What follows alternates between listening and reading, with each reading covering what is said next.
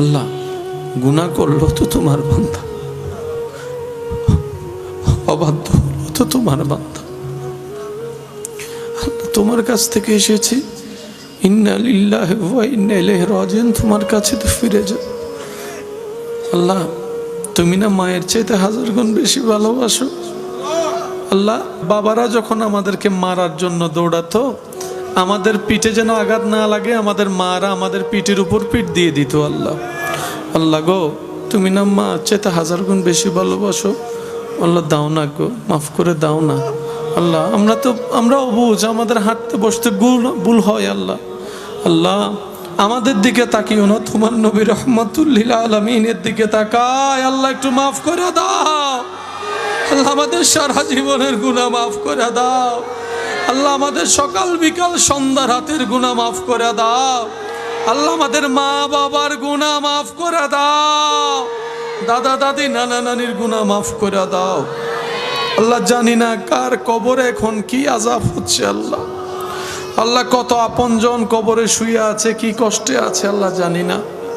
আল্লাহ তারা তো দোয়া করতে পারে না, দুনিয়াবাসী দোয়া করলে নাকি কবর আযাব মাফ হয়, তোমার নবী বলেছেন। আল্লাহ আল্লাহ আজকে কবরবাসীর জন্য আমরা সবাই তোমার দরবারে ভিক্ষার হাত তুলে দিয়েছি। আল্লাহ গো আল্লাহ, ও আল্লাহ কবরবাসীর কবরের আযাব তুমি মাফ করে দাও, কবরবাসীর কবরের আযাব মাফ করে দাও। আল্লাহ তোমার হাবিবের সদকায় আমাদের সবাইকে তোমার প্রিয় বান্দা হিসেবে কবুল করো। আল্লাহ মানুষ আগে গুনাহ করতো সপ্তাহে একবার, মাসে একবার। আল্লাহ আমরা এখন 24 ঘন্টা গুনাহ করি। আল্লাহ আল্লাহ মুখের গুনাহ, চোখের গুনাহ, হাতের গুনাহ, পায়ের গুনাহ, নিয়তের গুনাহ, গুনাহ আর গুনাহ, গুনাহ আর গুনাহ।